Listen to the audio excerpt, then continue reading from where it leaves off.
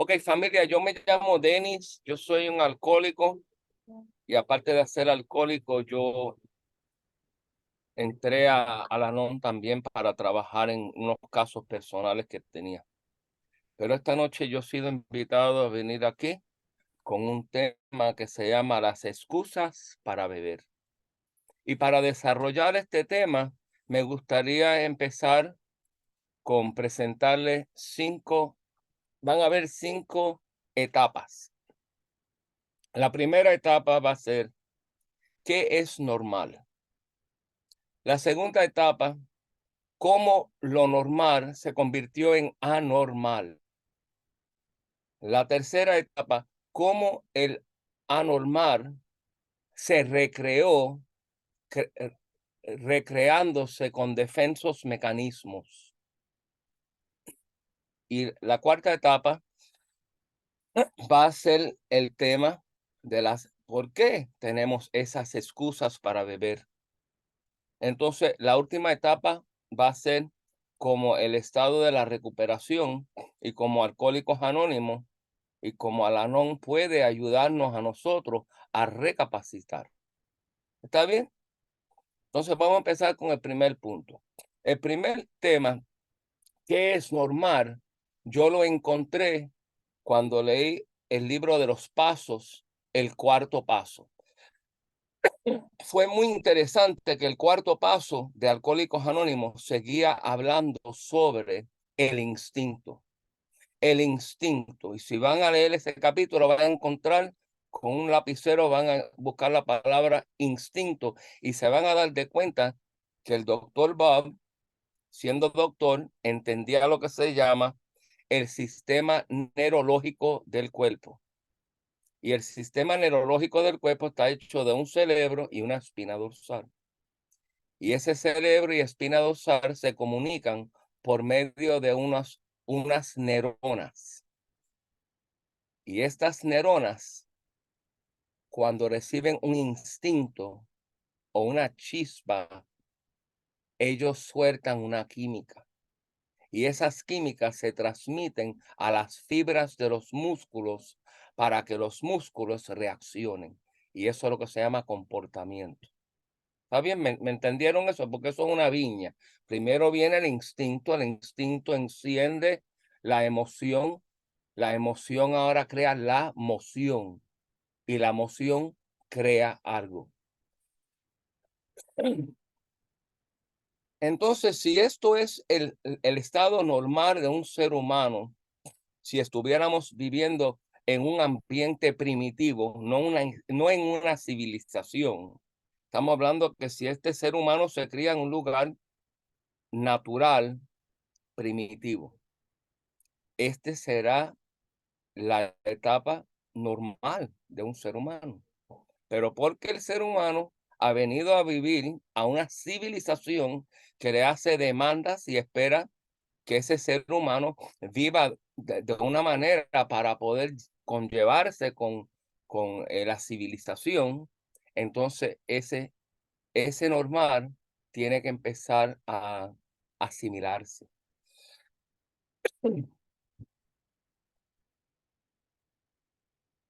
Ya que le expliqué la primera etapa de lo que es normal, ¿habrá una pregunta? ¿Entendieron lo que expliqué? Porque esa es la primera etapa, es una viña. El instinto crea la emoción. Le quitas la E a emoción y se crea emoción. Emoción significa que algo va a salir y lo que se va a salir es lo que tú vas a ver, se va a manifestar. Por el fruto reconoceráis al Espíritu. ¿Está bien? Eso es normal, acuerdo a paso número 4. Ahora mi segundo punto, cómo lo normal se convirtió anormal. Entonces dice ese capítulo que lo normal estaba teniendo una experiencia, estaba tratando de ser feliz, porque nosotros como seres humanos estamos tratando de proseguir por un camino buscando nuestra felicidad. Esa es la normalidad del ser humano. Pero En esta etapa algo pasó. Y cuando algo pasó, los asustó y los cambió nuestra habilidad de tener confianza en esa persona. Y porque los afectó la habilidad de confiar en esa persona, los dio miedo, los causó tener culpabilidad, sentir vergüenza. Y porque sentimos culpabilidad y vergüenza, ahora tenemos miedo iniciar algo. Y porque tenemos miedo de ser criticado o avergonzado, a veces ese instinto no hace nada. Y al no hacer nada no es productivo. Y al no ser productivo no se puede actualizar. Y porque no se puede actualizar, empieza a desarrollar una estima baja. La moralidad se siente bien disminuido. Entonces, cuando esto sucede, ese instinto que quería salir, ahora no puede salir porque tiene miedo. Y el instinto empieza a oprimirse el cuerpo y al oprimir el cuerpo lo paraliza, porque ahora el cuerpo no se mueve porque tiene miedo. Y al no moverse, todas esas químicas se van colectando donde están las fibras de los músculos. Y lo que pasa es que ahora esas químicas van bloqueando y van creando nudos y van creando dolores. Y con los años, si ese sistema no empieza a moverse, se crea o se manifiesta lo que se llama fibromialgia. Eso es lo que pasa al paralizar la emoción. Ahora vamos a ver lo que pasa a la emoción. Ahora, cuando ahora el cuerpo no se puede mover, ¿qué pasa con la emoción? Empezamos a sentirlo enojados, irritados, frustrados, los da ira, reaccionamos. Ahora cuando reaccionamos, los da ansiedad. Y las ansiedades ahora no los deja dormir. Y ahora empezamos a pensar en el que los creó la herida. Tú me hiciste esto. Ahora tú me hiciste, yo quería hacer esto, tú no me dejaste. Ahora yo estoy resentido y deja que yo te coja. Ahora viene lo que se llama el resentimiento. Y al tener el resentimiento, lo que sucede después es que el ser humano empieza a hablar uno con el otro, adentro de uno. Tú me hiciste esto, deja que yo te coja, tú me hiciste esto, deja que yo te coja. Y eso se llama el diálogo interno. Pero ahora la cosa se pone peor, porque ahora yo empiezo a pensar en el resentimiento. Yo quería hacer esto, tú no me dejaste, deja que yo te coja, tú eres malo, yo no te tengo confianza, ahí viene el resentimiento. Ahora este problema empieza a afectarlos más cuando es tiempo de acostarse a dormir. Porque después que yo apagaba la luz y yo apagaba el radio y yo apagaba la televisión, ahí empezaba mi mente a pensar en todas esas cosas. Y eso se llama ruminaciones excesivas. Recuerda, te estoy hablando ahora del sistema anormal. Se está creando ahora lo anormal. Me está afectando el cuerpo porque está paralizado. El sistema emocional ahora siendo afectado con ansiedad, de no puedo dormir, ahora bien, viene la depresión, ahora empiezo a aislarme, empiezo a hablar solo. Ese es el estado emocional. Ahora fíjate, ahora que te hablé de la segunda parte, de cómo los convertimos anormales, ahora te voy a explicar la tercera parte, cómo los recreamos. La tercera parte, cómo los recreamos usando los defensomecanismos o usando lo que se llama el otro yo. O si estamos hablando teológicamente, cómo los convertimos endemoniados, porque todas las emociones negativas son consideradas demonios, ¿verdad? Entonces, la primera emoción, miedo, agarro el miedo y con el miedo empiezo a, cada vez que me presento a esta persona que no me cae bien o que me hirió, empiezo a racionalizar, empiezo a justificar, empiezo a ser creativo y a mentir, empiezo a crear un falso yo. Aunque estoy herido por dentro, pero me he visto bonito por fuera para verme lindo por fuera, me arreglo el pelo. Si soy una mujer, me pongo maquillaje, me pongo cosas para verme lindo por afuera, pero por dentro yo no estoy bien. Y esto es común y es normal en la transición de este ser humano, porque por normalidad nosotros no queremos sentirlo mal. Estamos buscando, estamos prosiguiendo la felicidad, estamos buscando la felicidad, lo queremos sentir bien. Esa es la naturaleza del ser humano. Pero estamos hablando ahora de la tercera parte, en la cual lo anormal ahora se está convirtiendo en, en otra persona. Entonces ya vemos que aquí la persona empieza a intelectualizar, justificar, racionalizar, mentir, pero porque ese no soy yo.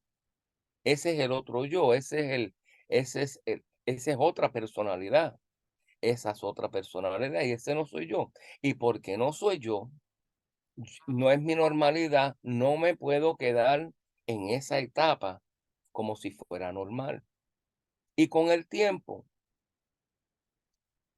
tú me vas a descubrir que soy un falso, porque me voy de nuevo a enojar, a irritar, a frustrar, no tengo paciencia, voy a reaccionar, me va a dar ira y tan pronto que esto pase, porque no soy yo soy un falso y yo quiero que caerte bien a usted para que usted me dé oportunidades para yo poder sentirme útil y feliz, pero no soy yo.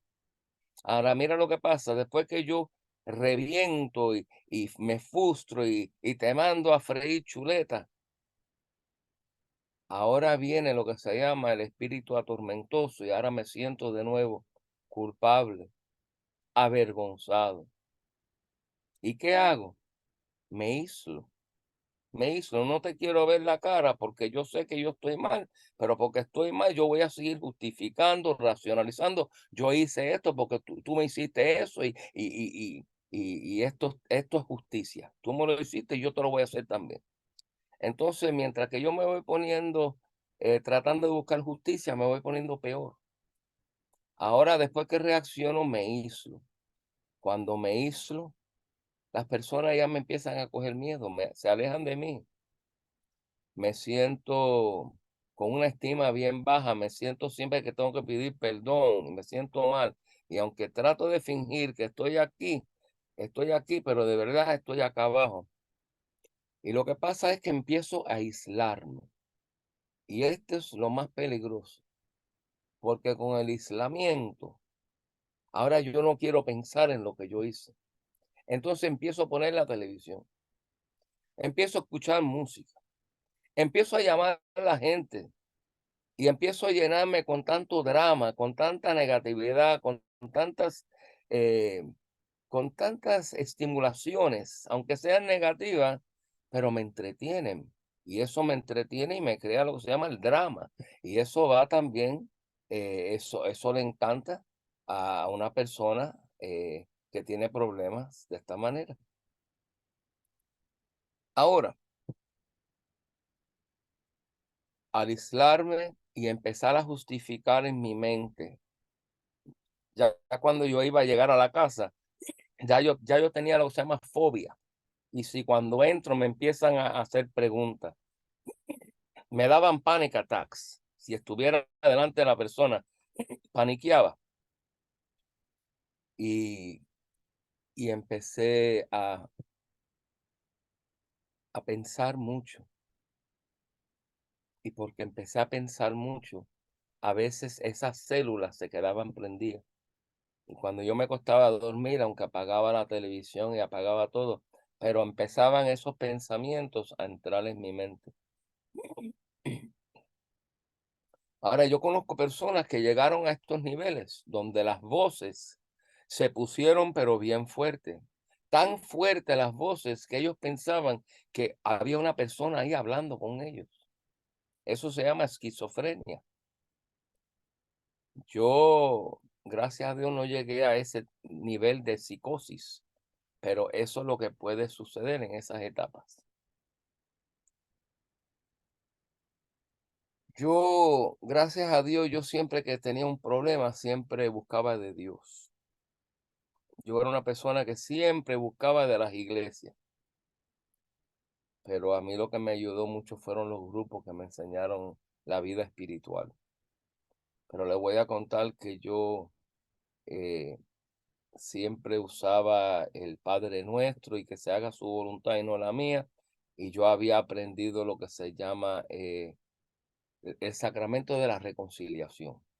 Entonces, cuando yo había caído, que yo no tenía a nadie, yo empecé a beber y hasta usar drogas para escaparme de mi realidad, porque yo no quería pensar en lo que estaba pasando. Yo me desasociaba, yo reprimía lo que estaba pasando.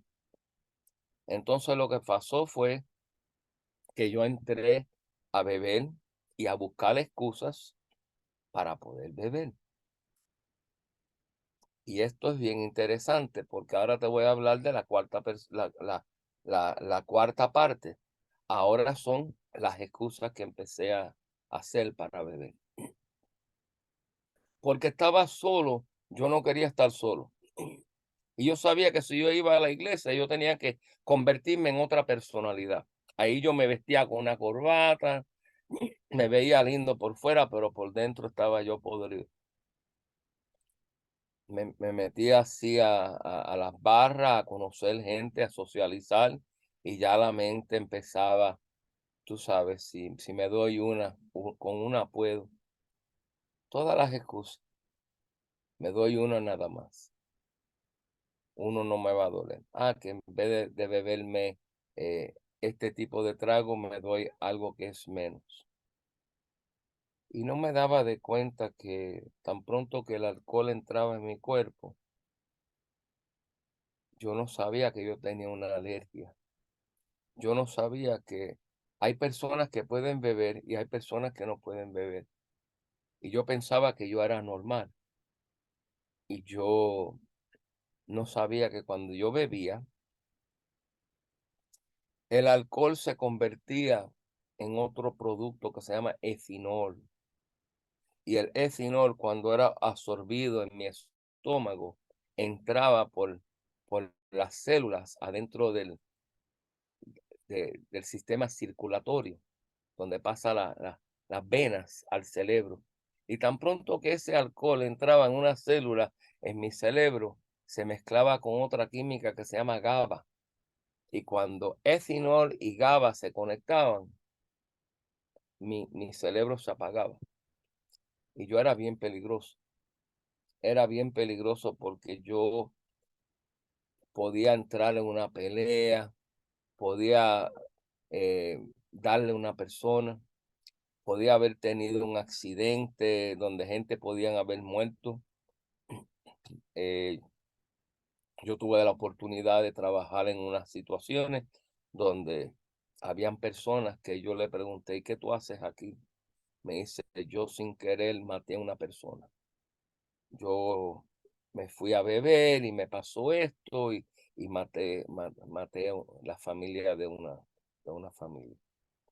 Entonces yo, gracias a Dios, no tuve que pasar por eso, pero yo he conocido casos donde las personas me han podido ofrecer sus testimonios.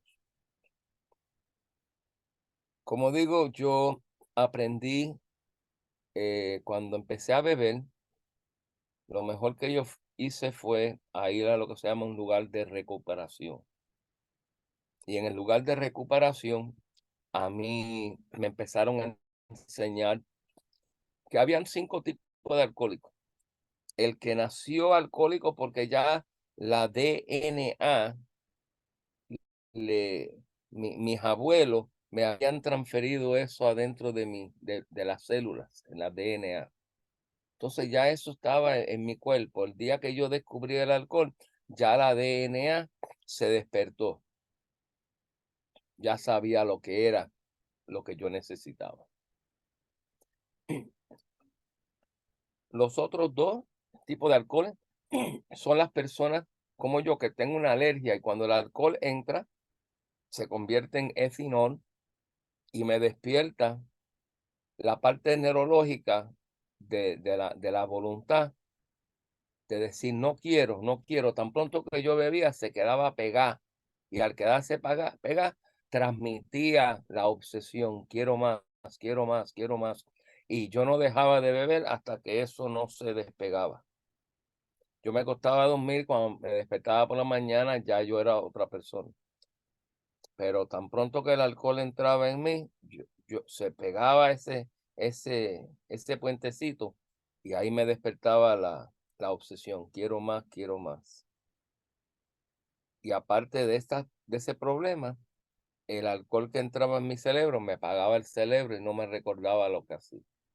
Entonces ya te expliqué los tres distintos tipos de alcohólicos. El cuarto tipo de alcohólico es donde yo iba solamente los viernes a beber, pero después de un tiempo yo iba los viernes y los sábados. Y llegó el momento donde yo abusaba el alcohol. Se llama abuso. Y yo la abusaba, porque yo quería conocer gente, yo quería bailar, y yo quería celebrar, y yo era una persona muy temerosa, muy inseguro, yo quería tener mis parejas, y yo quería tratar de hablar con esa persona, y yo no tenía la habilidad de expresarme, yo no tenía vida, yo no jugaba deporte, yo era un muchacho castigado cuando niño, trancado en el cuarto, entonces yo no tenía vida. Pero yo cuando conocía una mujer, yo quería tratar de hacerme sentir de una manera que yo la pudiera impresionar, porque yo honestamente yo no quería estar solo. Entonces, como digo, empezaba yo a beber y se convirtió en abuso. Pero después que se convirtió en abuso, ya yo no quería salir a comprar alcohol en el lugar porque costaba mucho. Ahora yo empezaba a ir a la liquor store y lo compraba los vinos, a mí me encantaban los vinos. Y con el tiempo yo hablaba con los negociantes y me daban la caja completa de vino por un precio más disminuido y me la traía para la casa. Pero ahora mira qué enfermedad, ahora yo tengo la botella de vino en mi casa. Abro uno, clic. Ahora mira cómo se convierte en la enfermedad. Ahora no quiero ponerle la tapa de nuevo y meterlo en el refrigerador porque después no sabe igual en el día de mañana. Y ahora empieza lo que se llama la dependencia. Ya no es abuso, ahora es dependencia. Ahora todos los días yo me estaba tomando, cada 2 días, una botella de vino entera. Y después llegó el momento donde era una al día y después eran una y media al día, después eran dos al día. Entonces yo no sabía que mientras que el alcohol entraba en esa neurona es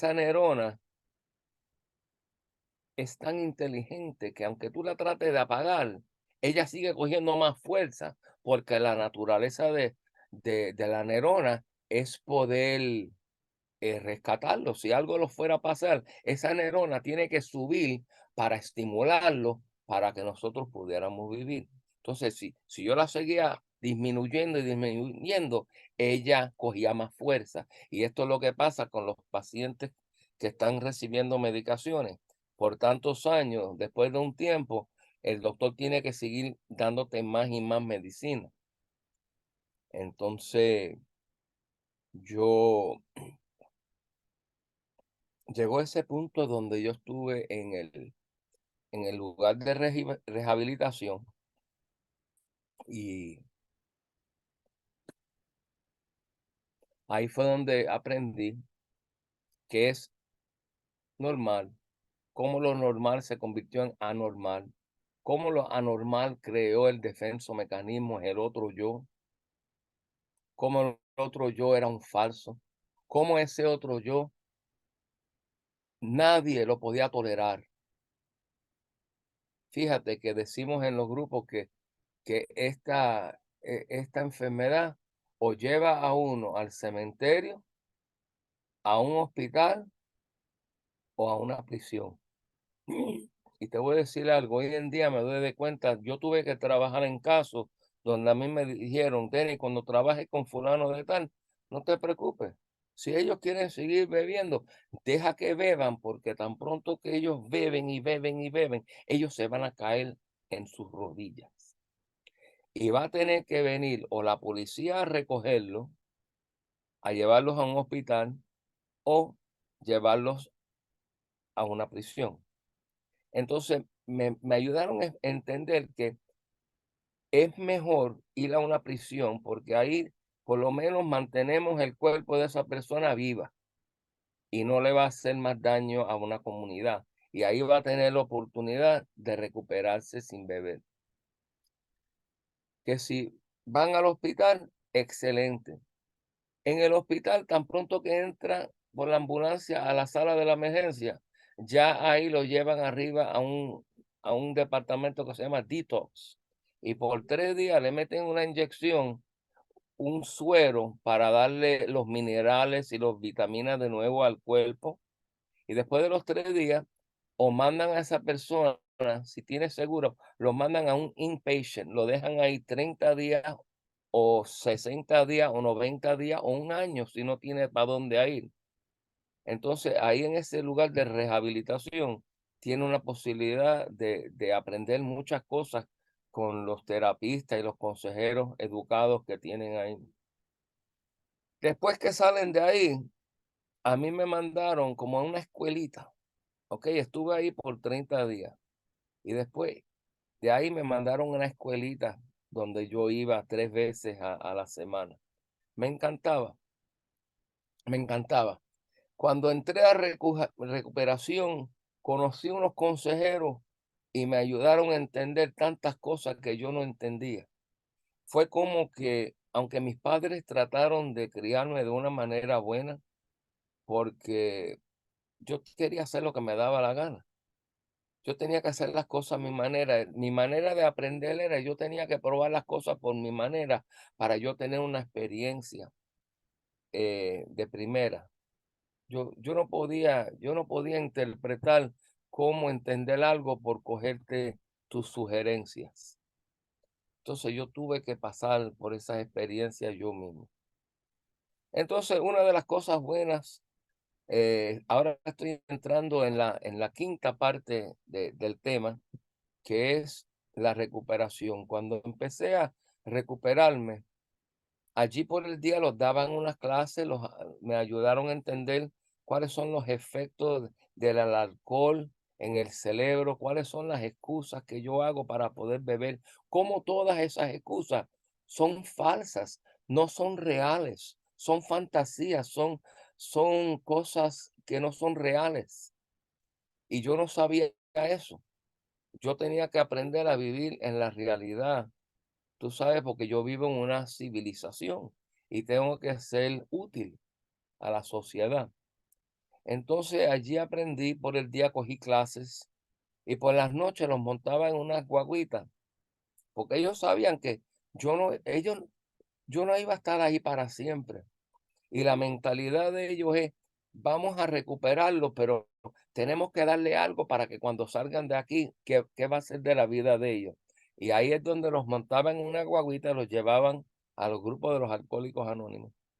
Y los decían, cuando vayamos allí, pídanle a ellos los números de teléfonos, cojan los carteles de dónde son las reuniones, trata de buscarte un padrino para que el día que salga, el padrino es el que te va a recoger ahí en el lugar de rehabilitación y te va a acompañar a tu primera reunión. Y así fue, después de los 30 días, empecé a ir a las reuniones todas las noches, todas las noches. Tuve un padrino que esa era la vida de él, todas las noches en una reunión. Y, y pronto aprendí que habían 6 etapas. Se llaman las etapas del cambio. Y esto es una manera buena para para las personas de Al-Anon que tienen que vivir con un alcohólico, estas son las 6 etapas que uno puede distinguir en qué etapa está la persona. La primera es precontemplación. Yo no tengo un problema, yo no tengo un problema. Ese es precontemplación. Ahora, después de la precontemplación, no tengo un problema. Va a llegar el momento donde tiene contemplación. Oye, yo creo que tengo un problema. Yo creo que sí, yo creo que tú tienes razón, yo tengo un problema. Ese se llama contemplación. Y de la contemplación va a pasar a la tercera etapa que se llama preparación. Tengo mi, tengo mi reunión, tengo mi padrino, voy a ir a este lugar, en tal día voy a ir, eso se llama preparación. Después de 2 o 3 semanas de preparación, ya la persona entra en lo que se llama mantenimiento. Y el mantenimiento, perdón, preparación te lleva a acción. Y la acción es donde uno sigue yendo y uno sigue yendo. Y después de un tiempo caes en lo que se llama el mantenimiento.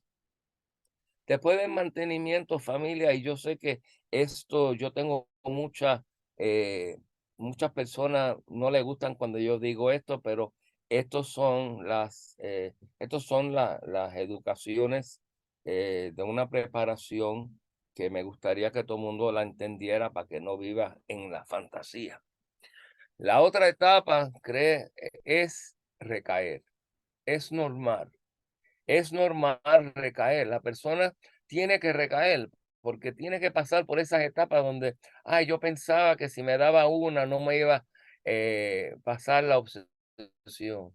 Ay, tú sabes. Entonces eh, tiene que haber una recaída. Y con la recaída, después viene de nuevo precontemplación. Oye, de verdad, yo no sabía que si me daba iba a encender la obsesión y iba a querer más. ¡Wow! Ahora viene la contemplación, ahora viene de nuevo la preparación. Ahora voy a prepararme más.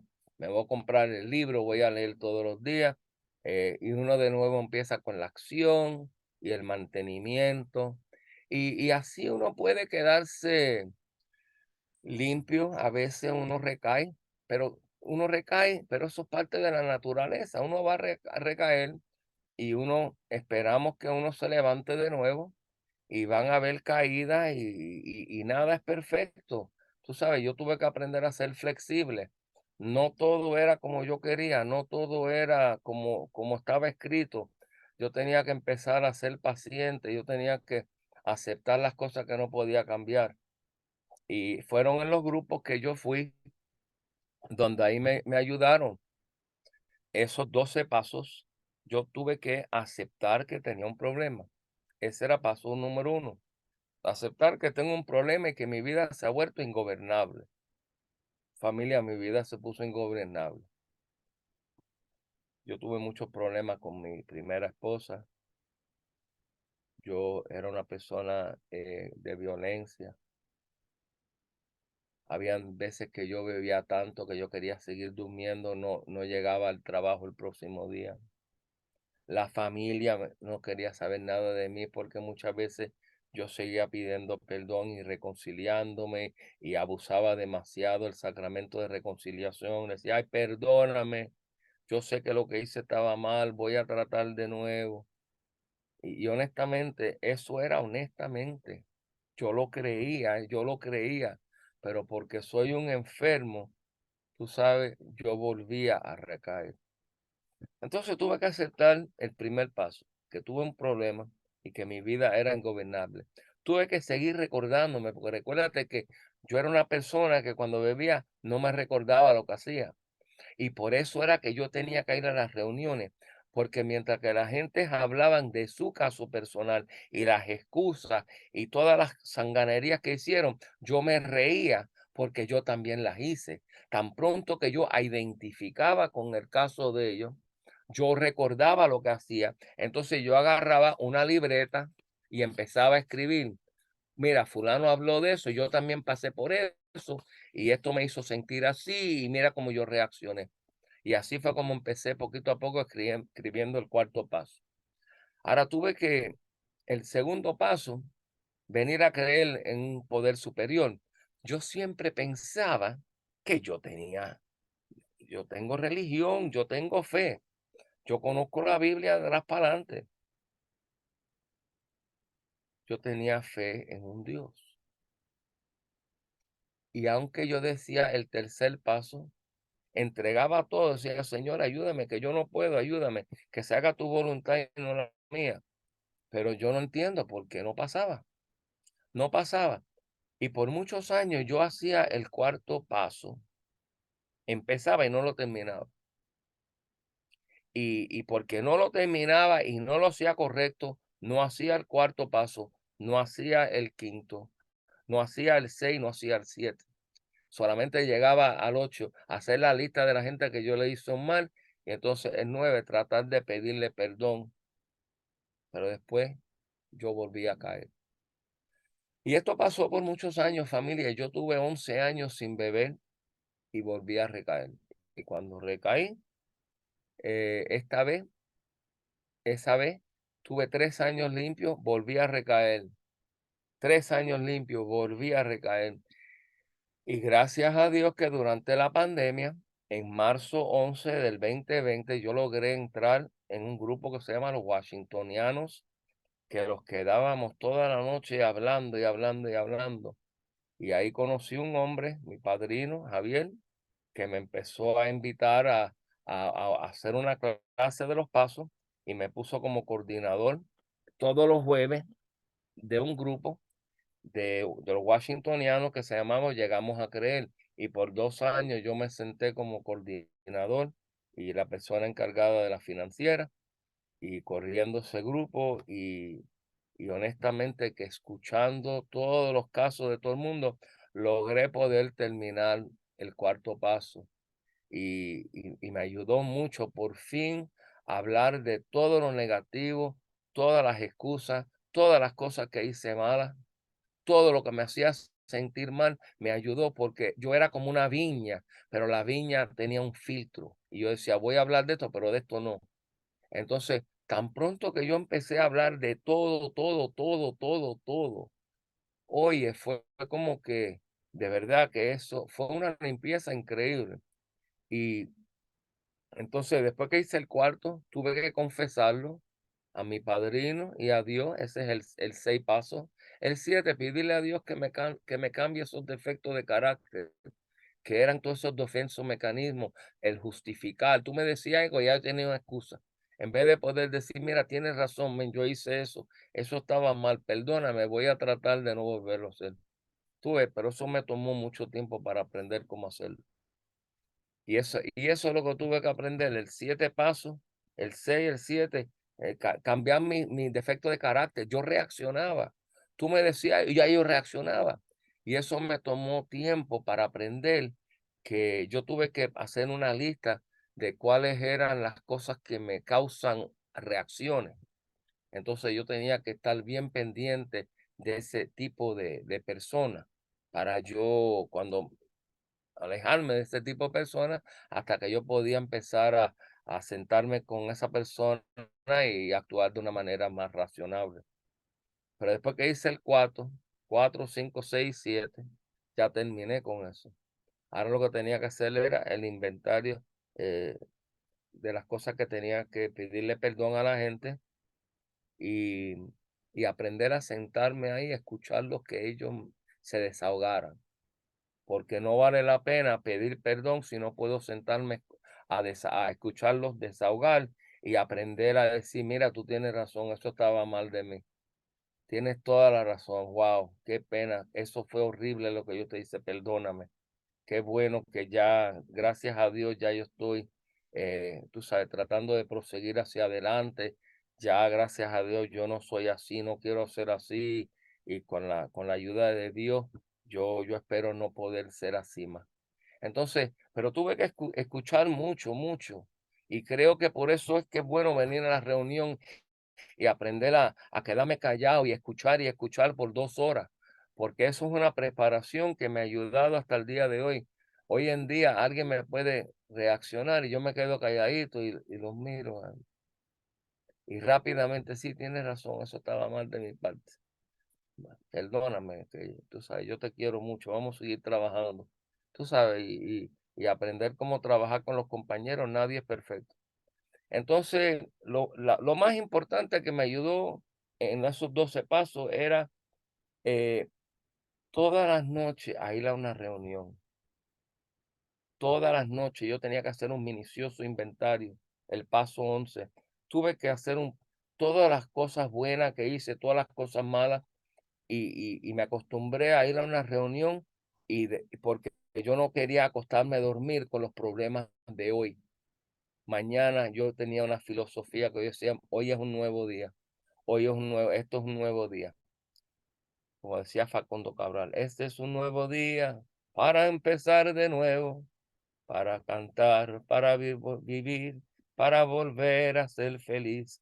Y así empecé a trabajar el 12 pasos, corriendo los grupos, visitando las prisiones, visitando los hospitales, trabajando con las personas y gracias a Dios por la voluntad de Dios. Hoy tengo, como le dije, no he bebido desde marzo 11 del 2020, un día a la vez.